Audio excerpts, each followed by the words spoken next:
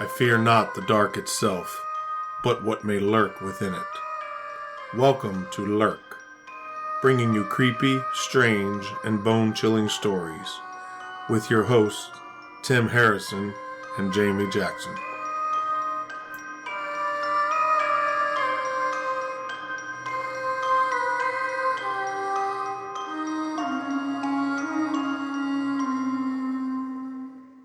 Hey, Lurkers, it's Jamie.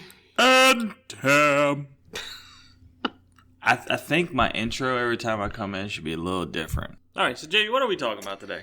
Oh, today is Creepy Story Day, and I guess it's my turn to talk about my house that I'm currently living in. This is going to be interesting. I guess. I love how you look at the glass half full. You know what I'm saying? You're over here like, I guess. When we all kind of have a premise of what's going to happen. Because nothing really good happens with Jamie when it comes to paranormal. Okay? I'm just going to put that out there. You play some weird EVPs. I do have EVP. You go to some weird places. And then most importantly, you just honestly capture some of the very weird photos. So you put all those together. It's a lovely time. I don't have any weird photos from my house. But I do have EVP. EVP. Not E.T. Have you seen that movie? Yes, I have seen E.T. I'm just checking. My house is dated to about 1880. That's when we know it was there in the town in 1880. So it's 213 years old. Now 141. It's 2020. 2021. Mm-hmm. Minus 1880. Oh, it's 1880? 1880. Yeah. My bad, bro. Yeah. But it is probably most likely it's actually been there longer, but there was this map drawn of the town, and this guy actually put up scaffolding and stood up to view the town from above and made detailed drawings and made a lithograph of it, which was kind of the thing back in the day. And the houses are actually drawn even with the correct number of windows and outbuildings in the yards, and our house is there on that drawing. So a lithograph is basically like old-time Google Maps? Yeah, in this sense, yes. Okay. Yeah. So it's at least 140 years old. I think it's probably was there prior because it's in the drawing already built. It didn't just pop up in 1880, so it's just documentary. That's as far back, and the plan is to go and do a deed search and find out when it was built, or try to find out when it was built. But COVID happened, and you couldn't go, and now I'm really busy, so it'll have to wait. So in 1902, it was purchased by a man. I'm just going to call him John. That's his first name. I'm not giving any details because I really don't want anybody to be like super creepy and John figure out where my house is. Dingleheimer Smith. That's not his name. His name is my name too. Oh, Jesus. Whenever I go out, people always shout. There goes John Jacob Jingleheimer Smith. So John, So John purchased the house in 1902 for $1,200. Almost $1,300. Could you imagine buying a house $1,200 today? I know how much the house cost about 6 years ago, so no, I can't. He and his family ended up having renovations done on the house when they bought it, and they added on to the back of the house. So an addition? Kind of, yes. You can't really tell. We could tell when we pulled up the floor. Original footprint? And you can see where the original footprint ends and the addition was added to Do you have stone in your house? Foundation is stone. Wow. Yeah. And there's a part of the floor is dirt. Yeah. So he added to the back, I think he added 2 bedrooms. He added 3 bay windows. There was a newspaper article that actually said he was erecting bay windows, back buildings, and laying new pavement. New pavement, I guess. I'm guessing there was like a patio area. I don't know. I don't know what new pavement meant in 1902. I mean, it sounds like you had a handyman. He had money. Oh. Is what it sounds like, really. Do you think they're Big John? In 1914, he actually filed for divorce from his wife, claiming desertion. So he said she left him. So he filed for divorce. It appeared to be pretty ugly because it's in the paper. You can find all this in the newspaper. I was going to ask you that. Why is his renovations in the paper? That's what they did back then. Everything was Facebook. It's like Kathy down the street wiped her butt twice today. Yeah, when you're doing genealogy, newspapers are full of really good information. Assuming your family likes to tell everybody what they're doing. Not anymore. Well, look at Facebook. It's kind of hit or miss. Some people share everything. Some people share nothing. I'm going to go off on a tangent here real fast, okay? Mm-hmm. You know how they have Facebook groups like the town you live in? Mm-hmm. I absolutely hate the Facebook group of my town. I hate it so much. I've been trying to get out of it. I don't know how to get out of it. You click the button that says leave group. Probably should do it not looking at my phone. Probably should go actually into Facebook and do it. But, like, every time there's a little noise. Did y'all hear that noise? Did y'all hear that noise? Tim, that's every group. It's like, well, listen here, Betsy. No, we didn't, okay? Noises, loud booms, Comcast being out, or a problem with whatever Wi-Fi network you have. How are the roads when it's wintertime? Or what is it? Contractors. I love the one that puts contractors up. They're like, Mm-hmm. do you guys know someone that can do my deck for cheap? And Yeah. all of a sudden they reply 2 days later, hey, sorry, I didn't read everyone. Can everyone re-put it back in? No, Betsy. Go Betsy, now. Go find your original post. Yeah. Oh, yes. I feel your pain, but that it's every single group.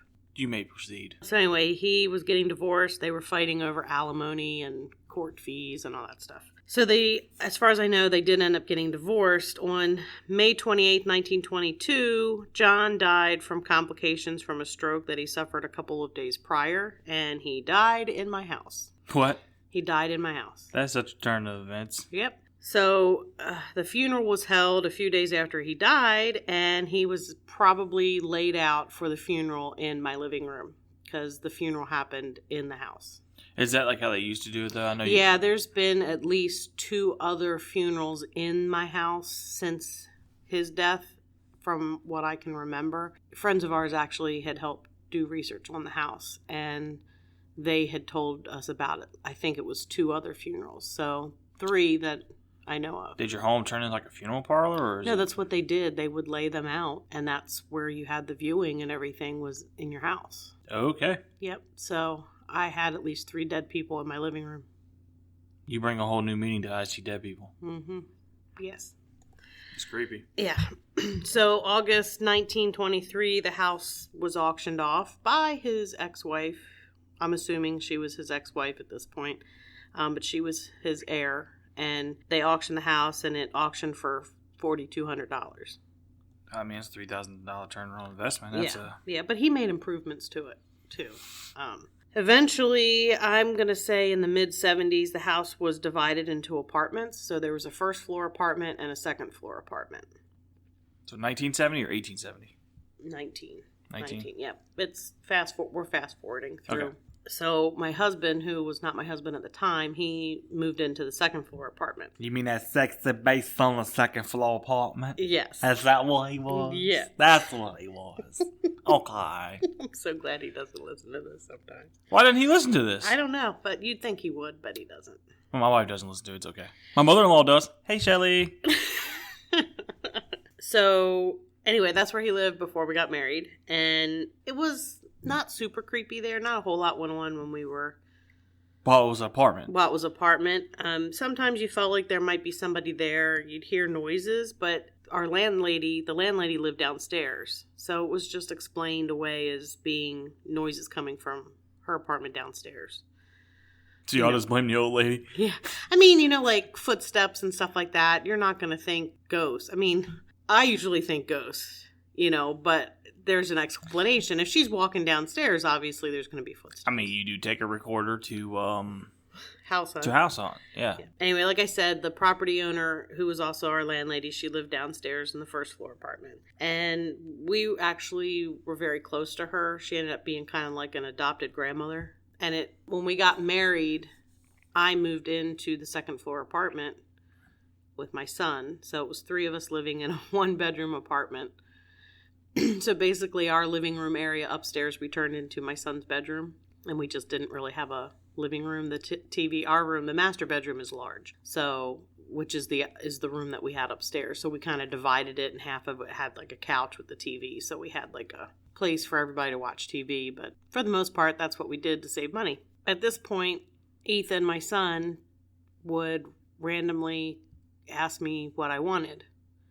And I'd be like, what are you talking about? And he's like, well, you called me. Oh. I'm like, no, nobody called you. No, I didn't even hear anybody call you. I didn't even hear any noise that might sound like somebody called you. So this happened a few times where he would, come to see what I wanted and I hadn't wanted him. So, he was hearing somebody call his name. From the moment we moved in there, he slept with the bedroom light on every night. Okay. So he was about 7, about 7 or 8 when we moved in there. So he started sleeping with the bedroom light on. Not a night light, but the main big light. Yeah. And he did that until he was like 12. He'd probably kill me for saying that, but... Well, I mean, you got something that's calling your name. You know what I mean? I think anybody with any kind of understanding how freaky that might be will understand. I think one of the stories I need to share in the future is actually stories about Ethan when he was little. Easy. He used to see things when he was younger. Poor Easy. So sleeping with the light on wasn't unusual. But he didn't do it because we lived with my parents. He didn't do it in that house, but he did it at this one. Mm-hmm. And he had his own room there too, so it's not like he wasn't used to being by himself. So near my room, bedroom door, is the door to the attic, and we would hear the door rattle. Like someone's trying to open it? Like somebody was trying to open it. And it's the old original attic door. We have steps that go up to the attic. Skeleton key, by the way?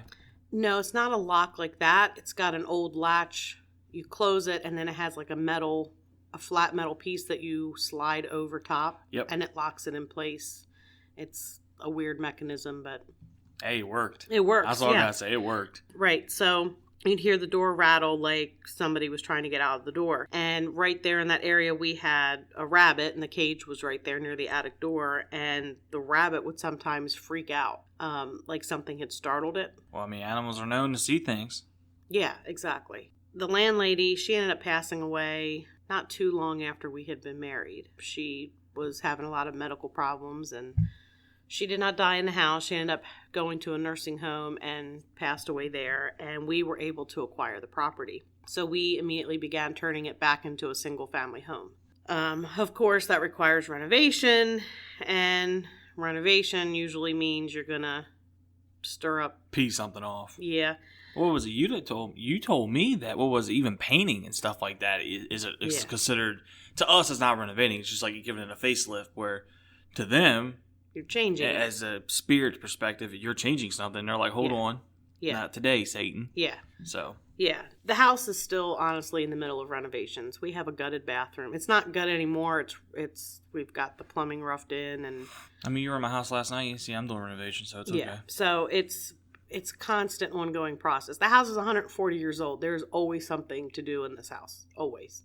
Yeah. And every time you do something, let me tell you, it is never easy. There's never a straightforward fix to anything. Trust me. Nothing is plumb. There are no square corners. The floor is not even. You go downhill and then go uphill, walking in the same direction. It's old. Yeah. It's old. It's very frustrating sometimes. I can hear it in your voice. It is. And a lot of the frustration actually comes from the 1970s renovations, not the 1800s builds, which, in my personal opinion, and people can say what they want online, as we got, even now, it's even hard to find a good contractor now. Mm-hmm. Like, I mean, it's hard. And my brother-in-law builds houses. He's phenomenal. His craftsmanship is through the roof.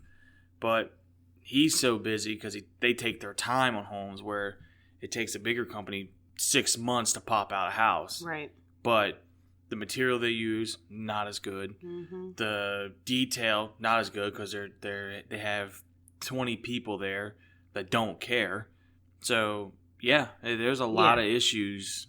So, sorry. No, that's okay. No, you're completely 100% true. When you had a 2x4 back then, it was actually 2 inches by 4 inches. Because if you're listening and you don't know, a 2x4, if you measure it, is not actually 2 inches by 4 inches. It's smaller. It is. So you have that. You're using wood that was actually the actual dimension of what it was called, and now it's not. And wood back then was made from real trees. Yes. Where nowadays, not saying all of it isn't, but due to the high demand, it's like this makeshift wood, which it works, I guess, but, I use real wood in my renovations. I'm going to leave that alone. I know. Oh, man. I wanted to. I know. Oh, we'll man. So, before I get into everything, I'm going to give you an idea of the layout of the house. Okay. Pretty simple. Now this is post apartments. This is the layout of the single family home. So this is the layout of the house as it would have been originally, basically. You walk in the front door, and the stairs leading to the second floor are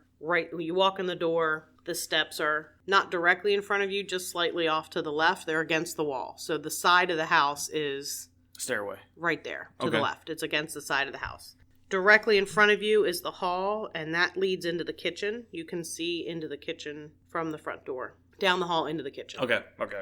And the steps go up on the left. And then on the right, when you come in, is the entrance into the living room. So our living room's in the front of the house. And then the dining room has an entrance way from the living room. And then also one that goes into the kitchen. So you can walk you walk in the front door, you can go into the living room, go in the dining room, kitchen, come down the hallway, like kind of like a circle. It's not a super open, like more modern houses, but there are entranceways you can kind of go around in a circle between those rooms. You want to keep doing that? I'm going to keep making a circle motion with my hand, yes. Okay. It's for your benefit. Thank you. I talk with my hands. It's really hard to not do that. You're like, it's a circle. It's like, it's a circle. And then I look back over and it's like, it's a circle, Tim. It's a circle. Look, Tim, I'm it's drawing circle. a circle in the air. Look, do you know what a circle is, Tim? Oh, God. Do you? I watch NASCAR, okay? I know what a left turn is. I was drawing it on a right turn circle, not a left turn circle. So you go down the hall into the kitchen. The dining room entrance would be to your right. And then straight ahead is so you keep walking through the kitchen. To the back of the kitchen, there's a door. And that was what was the downstairs bedroom for the landlady. It's now our den. It's just kind of like, that's where Ethan hangs out. He hangs out in the dead lady's room? She didn't die there. She didn't die in the house. called dead lady's room. Okay. You go straight through the kitchen. The den is right ahead. You can see the door to the den from the front door. So you can look all the way down the hall into the kitchen and see the door to the den. And then just to the left, there's the gutted bathroom, the bathroom that's not completed yet. And then there's the door into the laundry room. That used to be a sunroom, so it's on the back of the house. It used to be a porch. They converted it to a sunroom. It's now the laundry room. It's large. It's a large room. Large and in charge and looking for chickies. It's not like just a small little laundry room like you would think now. And then the entrance to the basement, which doesn't really, actually does come into play here. The entrance to the basement is in the kitchen. When you walk into the kitchen from the hallway, you would go right to go to the dining room. The basement door would be immediately to the left. So the den's off the kitchen? The den's off the kitchen. That's a perfect den. It used to, I know. That's a perfect den. It used to be a porch. It's actually built on a cement slab. So perfect. That's what was constantly, things just plopped wherever. Okay. And let me tell you, painting that room, it doesn't look like the floor. The floor is very uneven. Mm-hmm. Where I used to have my desk in this room, and I had an office chair on wheels, and it would roll backwards because there's a slope. It actually is much worse than that because I was painting, and I actually had trouble painting because the room suddenly got larger because the floor dropped down, so the walls were bigger, and what I could reach before I couldn't reach anymore, and was jumping with the paint roller on the pole, because I couldn't get the very top. You know why the slab sloped? Because the ground has heaved underneath, or because it was poured in the 1900s, early 1900s, one or the other. I thought they did it for runoff purposes. Because it would be running into the house. Oh, yeah, the way it sloped towards the house. Oh, yep. It sloped away. No, in fact, we don't even know what we're doing with the floor. So there's self-leveling cement that you can get. We can't even use it because the pitch is greater than 2 inches. The change in elevation is more than 2 inches. It's that bad. It is seriously. I don't even know. I think it's just going to be really... The elevation increases by 2 inches, Jamie. More than 2 inches. Not 6, though.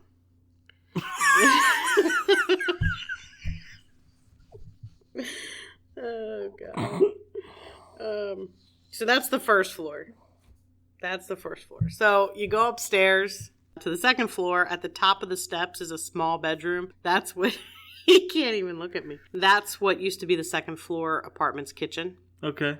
It's now my office / craft room / podcasting / genealogy room. That's my room. So the old kitchen, second floor apartment kitchen, now my office for, simplest term, is straight ahead when you get to the top of the steps. Don't we call that your haunted room? Yeah, we're Okay. going to get to that. Okay. So running parallel with the stairs is a hallway, and that leads to the master bedroom. The master takes up most of the front of the house. And if you look at the front of the house, at the top floor, there's 3 windows. So the window, if you're looking at the house on the left, is a window that is in the hallway, and it actually is directly across from the attic door. And then the other 2 windows in the front are the windows for the master. So the master is the entire rest of the upstairs. So at the top of the stairs, when you get to the top of the stairs, and you have to turn right because the stairs are against the wall. Right. Yes, you turn right. I knew that was coming. And you go down the hall. You go to the hall to the master, and the attic is on your right. So Right. Yes. Well, this is going to get confusing. You keep saying right. So you get to the top of the steps. If you turn right and then turn right again, there's the hall that runs parallel with the stairs. Well, it's like one of those like little hook things, right? You make like a right turns, like 2 steps, and boom, there's another. You do like a 180 to go back Yeah, 'cause to you're the master bedroom, to the front of the house. Yeah, you're at the back of the house. Because That you're could at the work, back of right? the house. Yeah. So if you just turn right, straight ahead would be the bathroom. And then my son's room is next to the bathroom. His door would be on the left. So on the back of the house, it's my little office, my son's room. They are on the back part of the house, and the bathroom's on the side. So once we started converting the house back to a single-family home, we began hearing footsteps. If we were upstairs, we would hear them downstairs, and if we were downstairs, we'd hear them upstairs. Every now and then, we'd hear them going up the steps.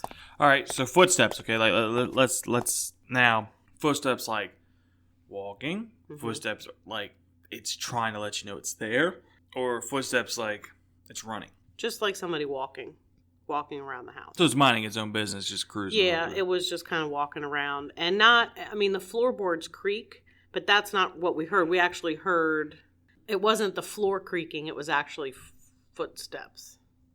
You know what I mean? Like when you walk on the floor, you hear the floor creaking.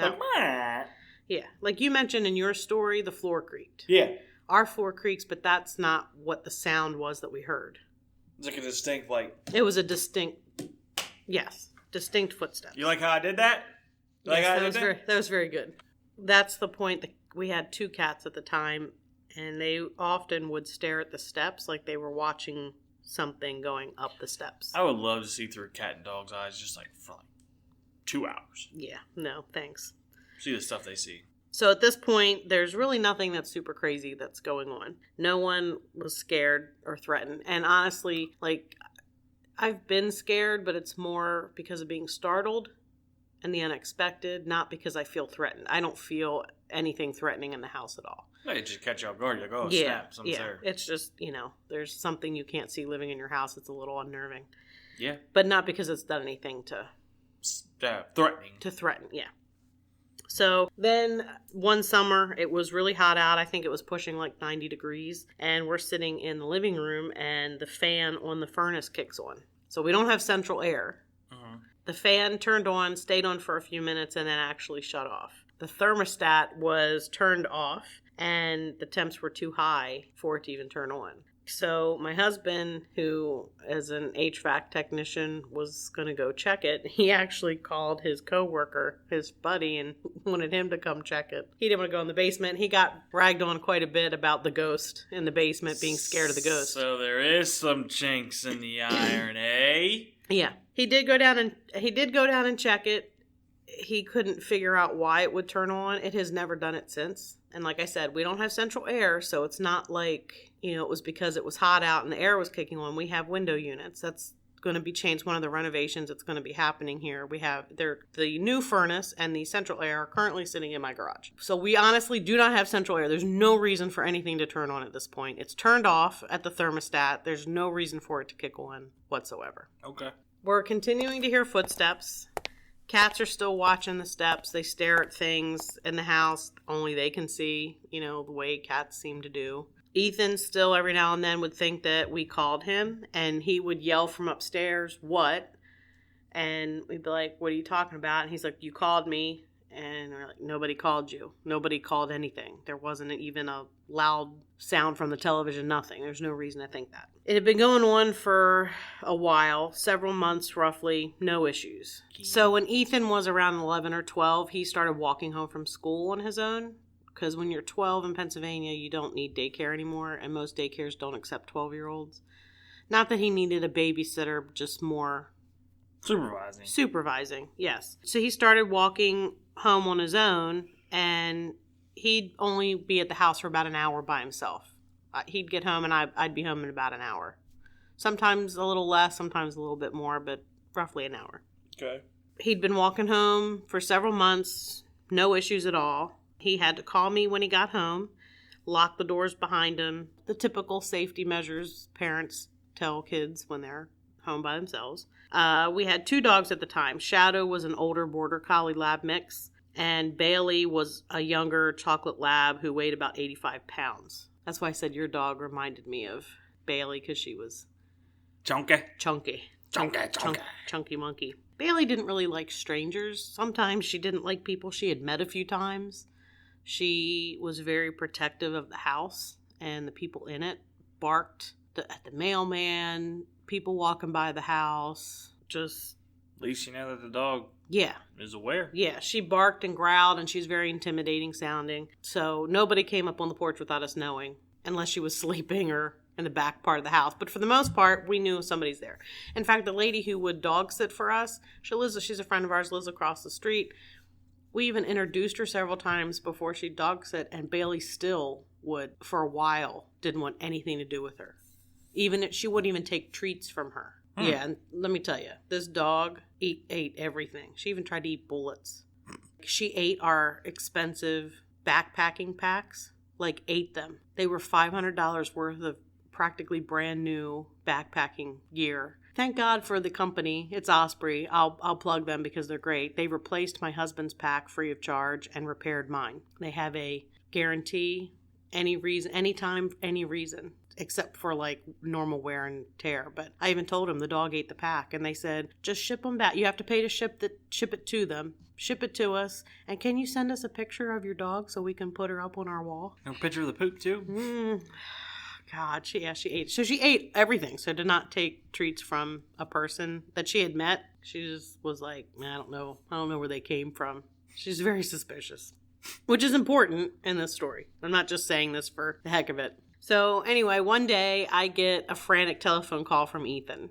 He's hysterical. He's terrified. He's crying. He says somebody's in the house and that he could hear them walking around. So this is probably the worst thing a parent could hear when they're not home. Yeah. It's, about 45 minutes before I'm going to leave work, and your kid's 20 minutes away, and he says somebody's in your house. I leave work and I start heading home. I tell my boss, I've got to go home. I have to go. So I start heading home. I still have Ethan on the phone. So I tell him I'm going to call my dad because my parents live about 10 minutes away. So they're slightly closer. And I'm going to see if he's home and see if he can get to the house. I tell Ethan to call Bailey into his room, keep her in the room with him, close his door, put something in front of the door. Because he doesn't have a lock on his door. You just got Shadow chilling out there rolling around. Shadow, at this point, she was already hard of hearing. She was older. What?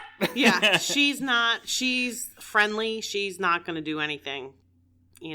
She couldn't hear anything at this point. Literally, quite literally, she was going deaf. So I tell him, get the dog, bring her in your room.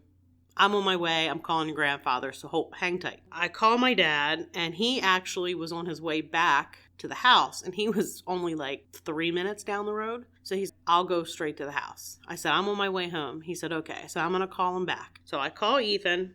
He has Bailey in his room. The dog is not reacting at all. She's not growling. She's not barking, which kind of makes me feel better because then I'm like, I don't really know what's going on here. So Ethan has barricaded his door. He's got everything under the sun in front of the door. I don't think any of it really would have prevented anybody from getting in his room, but whatever. It made him feel better. Nerf guns. He had his bat, his baseball bat. He was holding that. He's barricaded in his room, and he's telling me, I'm like, what's going on? And he says, I can hear them walking.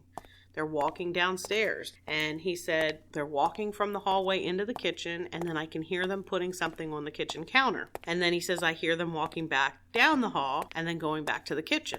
My dad gets to the house. I can hear him talking to Ethan through the door that, hey, it's Poppy, open the door. And my dad takes Ethan's phone and he says, both the doors were locked, windows are all closed, there's nobody in the house. He says, I've looked everywhere in the house, there's nobody here. And he says, Bailey She wasn't even barking.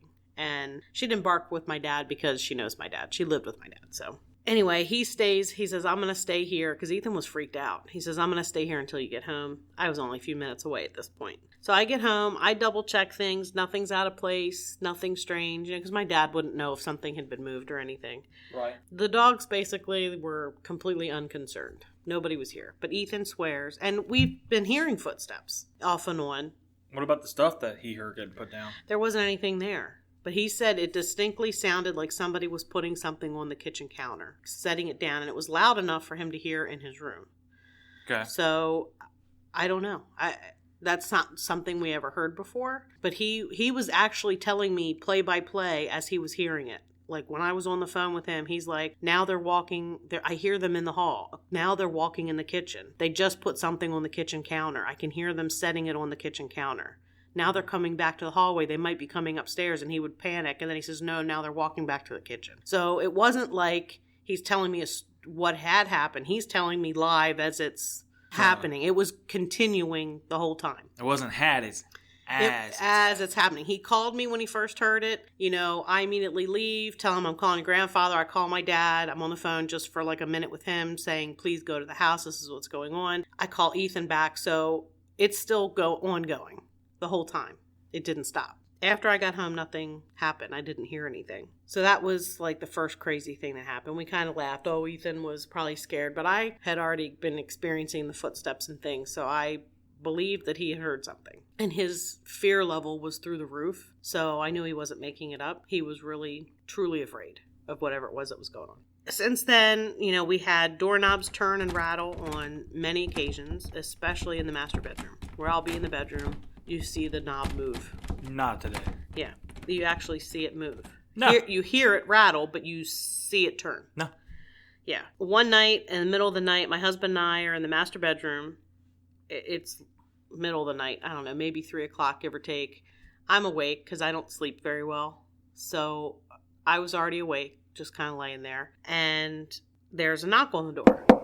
3 loud raps on the door. It was loud enough to wake my husband, who sleeps through just about everything. And he sits up, asks what it was, and I'm like, somebody's knocking on the bedroom door. Nobody else is home. Ethan is away with his dad. We're the only people in the house. So there's not anybody who can knock on the door. So I say, go look and see who it is. And he says, no, I'm not looking. I'm not going out there to look. So eventually I had to go to the bathroom. So I have to go in the hallway. Dirty. Yeah, it was later. It was a little bit later, but there wasn't anybody there. So I thought, well, I'm going to go check downstairs. I was feeling pretty brave. I go downstairs. Feeling froggy? Yes, there's nobody there. The doors are all locked. Nothing's out of place. There's nobody there in the house at all. So a few months later, it happens again, along with the doorknob rattling and moving. So there's a knock at the door, and the doorknob's turning and rattling, like somebody's trying to come in the bedroom. This time, my husband didn't wake up, even though I was like, somebody's at the door, and he didn't wake up. So this time, Ethan was home, and I thought maybe he's sick and knocking on the door, because if he gets sick at night for whatever reason, at this point he's old enough, just go get sick. You don't need to wake me up. Just do your thing and go back to bed. Unless I need to clean up something, I don't really want to know about it. I mean, that's kind of the mom I am. I don't sleep very well, so don't wake me up when I am sleeping kind of attitude. He was 14. This happened within a year, because he's turning 15 next week. So this happened within a year. So he was 14 years old. You and I know each other at this point in time. No, because we haven't even known each other a year. Well, I knew of you through my mom. But we didn't meet till what, February? I think it was February. Of this year? Mm-hmm. Of 2021? Oh, no. It would have been 2020, wouldn't it? Yeah. Oh, never mind. I lied. So we may have known each other. It may have been the summer right before or the fall right before. Yeah, we just cusped a year, I think. Yeah. Because I known you before the pandemic. That's right. You know what? That pandemic just blurs time. It does. It really doesn't feel, it feels like all 1 year. Anyway, so he's 14. Like I said, go do your thing and go back to bed. I don't need to know about it. But he still does it. And so I open the door expecting him to be standing there. And there's nobody there. No, nah. So I thought, well, maybe because I didn't get up quick enough, maybe he went back to his room. So I went to his room, opened the door. He is sound asleep. He didn't even hear me call his name. I'm like in his doorway trying to get his attention, like, what did you want? And he's so sound asleep, he's not even responding to me. Lights weren't on in his room. There's no one else in the house but the three of us. And I start feeling uneasy and ended up going back to my bedroom. Like, I just kind of all of a sudden, how you get like the chills, hair on the back of your neck. It was like, yeah, no, I need to go back. So anyway, last year, 2020, I came in possession of an antique rocking chair. This is when things start to get a little crazier. Yeah. It belonged to my great-great-grandmother. This was also the time when I moved my office space up to the upstairs room. It was kind of a craft space, but I didn't really use it. Anyway, I didn't really have too many places to put the rocking chair because you can't use it. It's too old to... It's more for aesthetics. Yeah, it's more for nostalgia. Nostalgia! Because it was my great-great-grandmother's and it's antique. It's not even really like a pretty rocking chair. It's pretty crudely built. It's a very basic chair. Nothing super fancy at all. I mean, it had the necessities. That's it. Sit down, rock. Basically, done. Yeah. I didn't want it to be used, so I really couldn't put it downstairs because grandkids. Mm-hmm. And I ended up putting it up in my office along with an old ceramic crock that also belonged to somebody in my family, but we don't even know who it was. So after we got the chair in the house and up in the room, I began hearing noises come from that room. The door to that room always stays closed. The room needs to be gutted because it was the old kitchen. There are holes that were cut for vents in the wall. It's the original plaster wall can be seen. The paneling was put up in a lot of the upstairs portion of the house rather than repair the plaster. Yeah.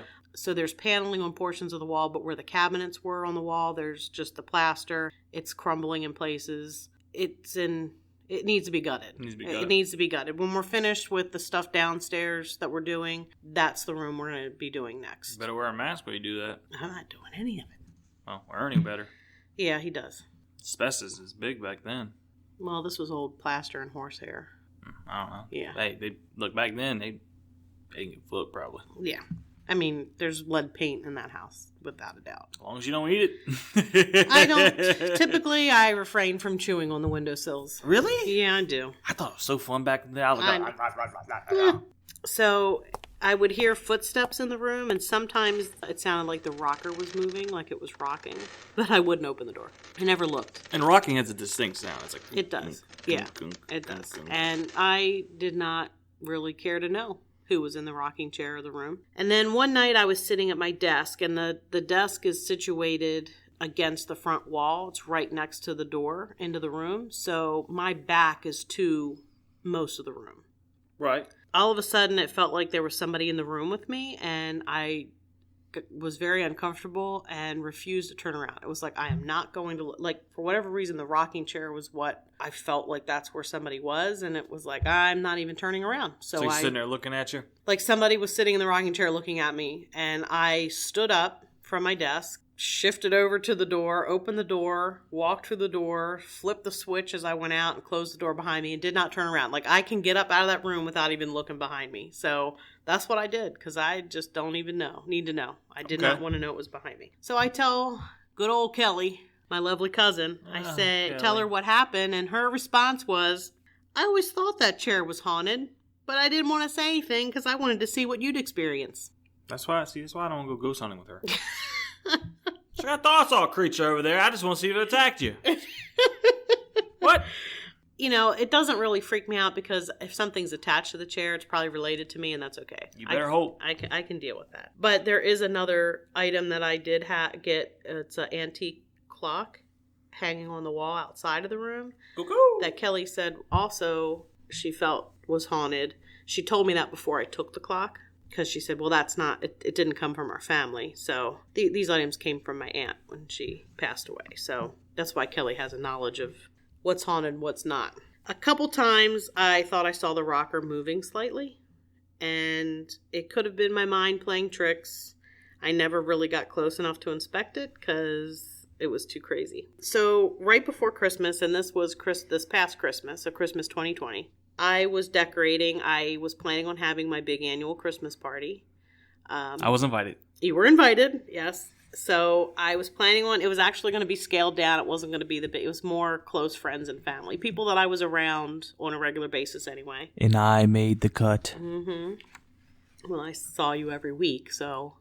Yeah, kind of hard. You. Look at this face right here. I know. So I have, I don't know, 20 bins of Christmas decorations. Oh, poor E. Yeah, he did help me carry them downstairs. That's a poor E at that point. Yeah, he did help this year. He carried them downstairs. So they were stacked up in the downstairs hallway up against the steps. This day I was working in the dining room because each room has specific things that go in specific places. And I walked from the dining room into the kitchen and turned to go down the hall. There was a figure standing at the bins like they were looking in the bins looking for something. Nah, or looking Jamie. for decorations. No. And it was blurry. It was like it wasn't sharp outlines. It was like a blurry figure. It was more of translucent, so you could almost kind of see through it. And the top part was like white, so like the shirt part would be white and the bottom part was darker. So just to put this out there, because Jamie does wear glasses, Mm-hmm. it wasn't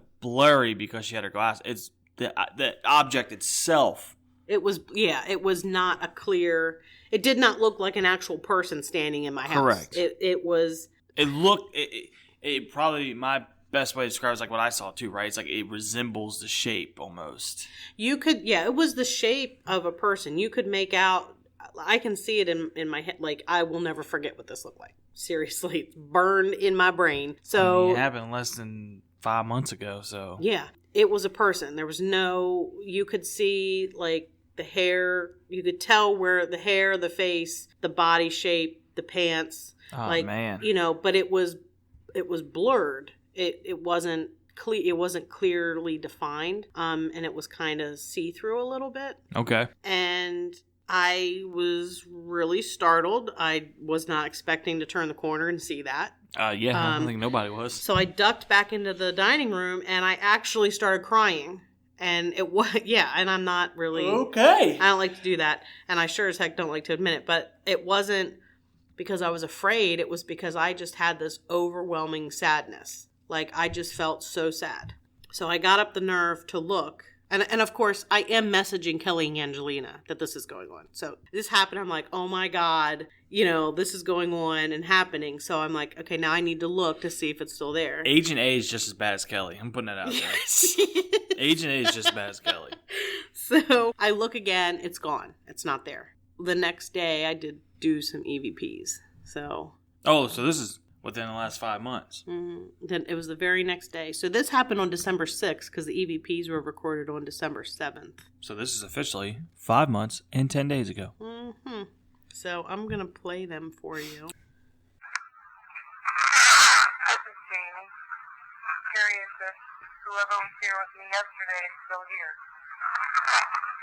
Can you tell me the name of whoever was with me yesterday?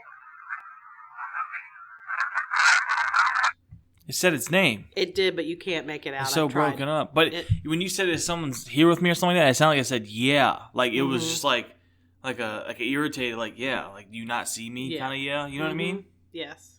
So here's the second one. Jamie again. I didn't understand your name. Can you say it slower, please?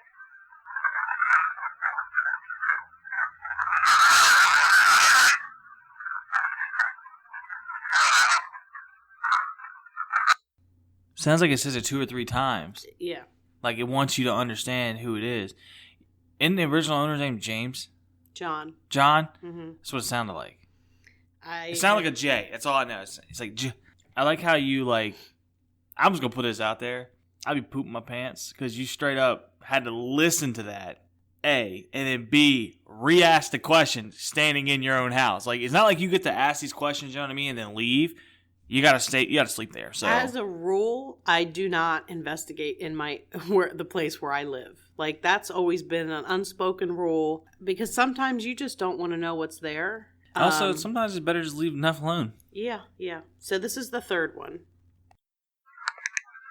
there message you would like to share?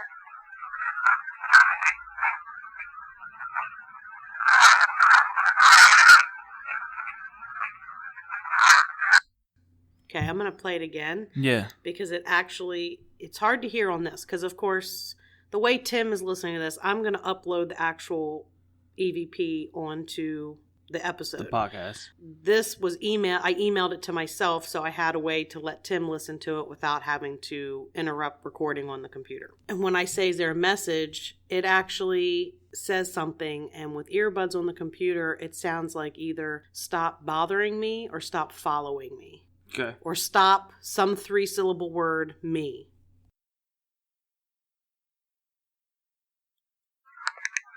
Is there a message you would like to share?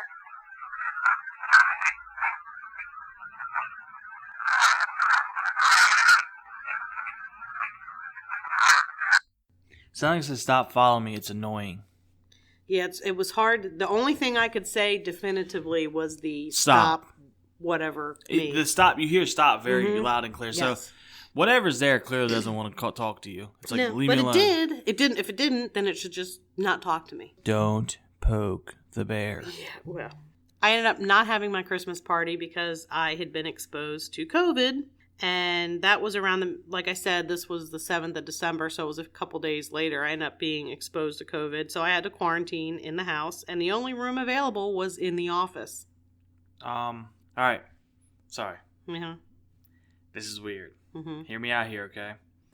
I just got, I didn't mean to hit my phone on it. So I do something called Word of the Day. Mm-hmm. So I like to try to increase my vocabulary.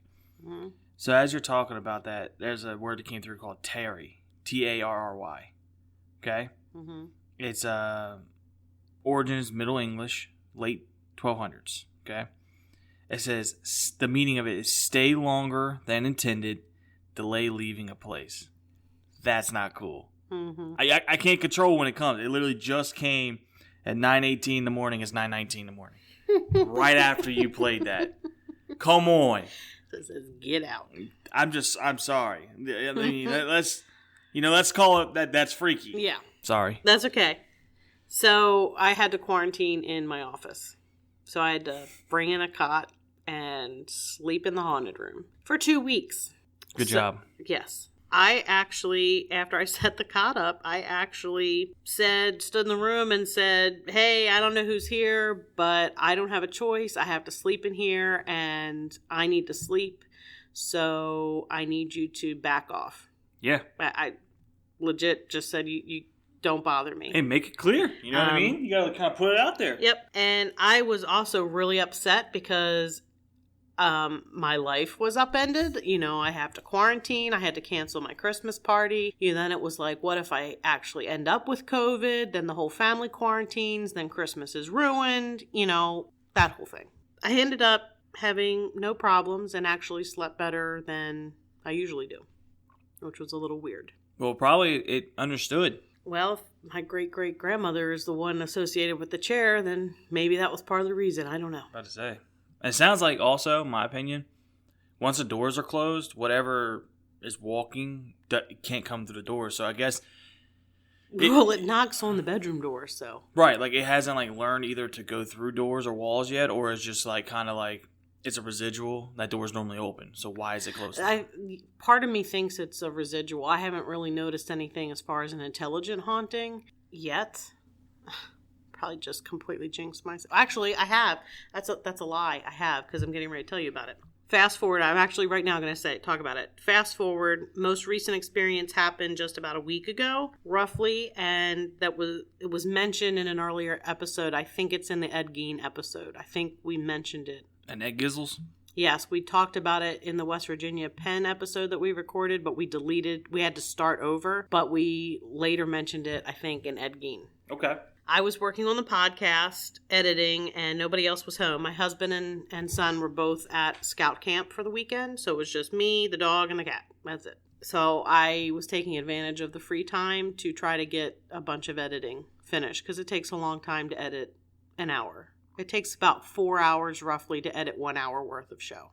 I think it does, but I also think it might take more because you listen multiple times before you even do anything. They kind of like, you know what I mean? You make your markers, then you go in and edit. No, I go in and I listen and I delete as I go. So I delete out farts, whatever I have to delete. I go through and do that. But then I have to go through and listen again. I amplify. I do most of the editing the first run through, but I have to listen through it again to make sure I didn't screw something up. And then you add sound effects. Like this. I was almost done editing the episode, and I had about 5 minutes to listen to and to edit when all of a sudden it felt like there was somebody behind me. Like putting hands on you, or like breathing on you? I didn't feel anybody touch me. It just felt like there was somebody standing really close, like they were looking over my shoulder watching what I was doing. And at the same time, right across the top of my shoulders got ice cold. Okay. I will admit this room is a little drafty. I do keep a space heater in there.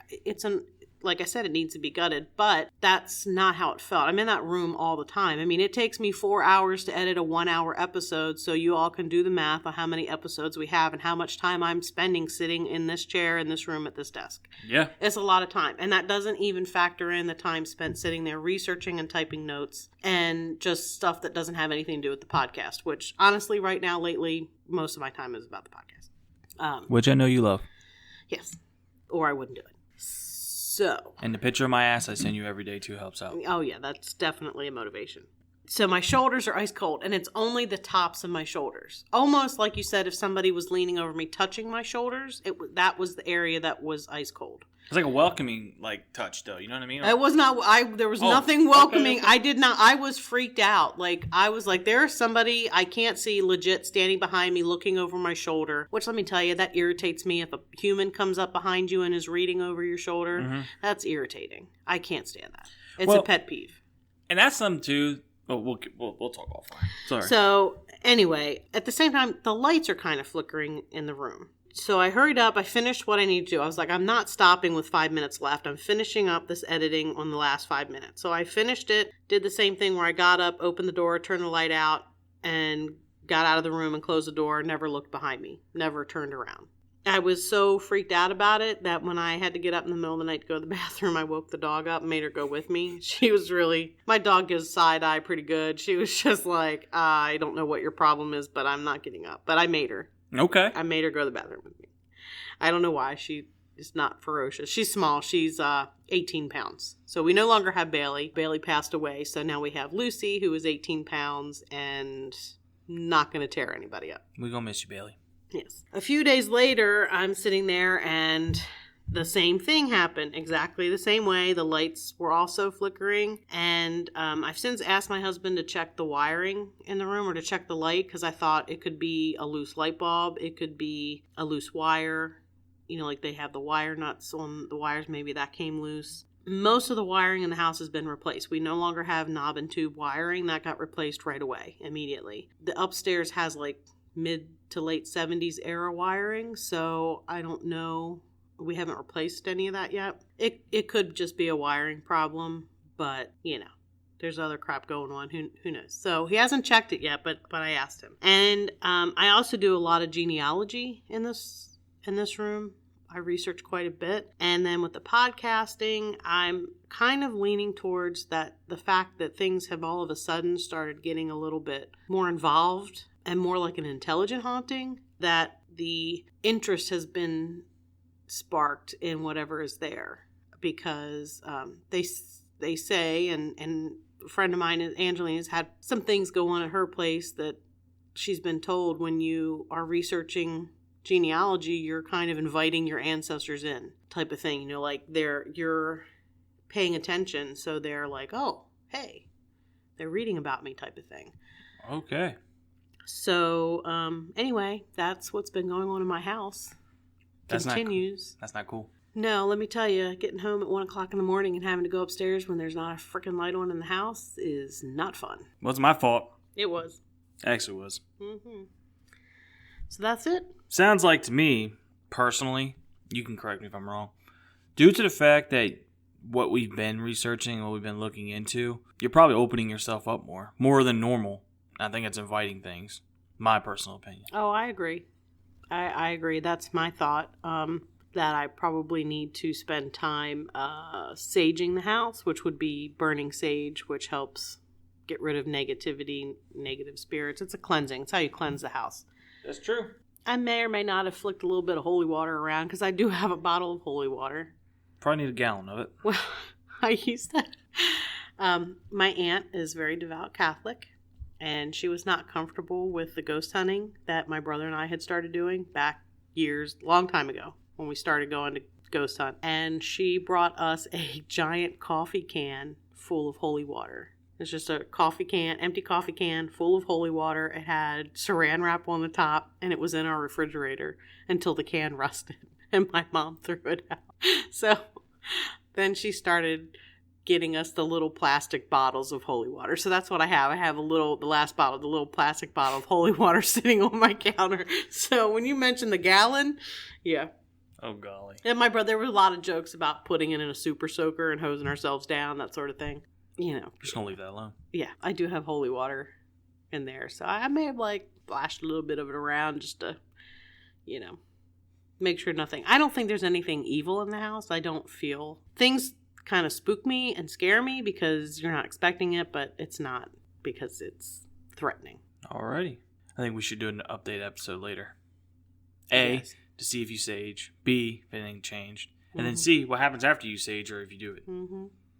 Well, Jamie, tell them where they can find us at. They can find us wherever they listen to their favorite podcasts and at lurkpodcast.com, where you can find show notes and you can find all of our social media links. I suggest liking one or all of them: Facebook, Twitter, Instagram, just because that's where we post photos that we may discuss. I do have a photo of my house in the 1920s. Or maybe 1930s, so I'm going to post that. And anyway, that's where you can find us. Alrighty, well, until next time. Keep lurking. I gotta take a massive dump.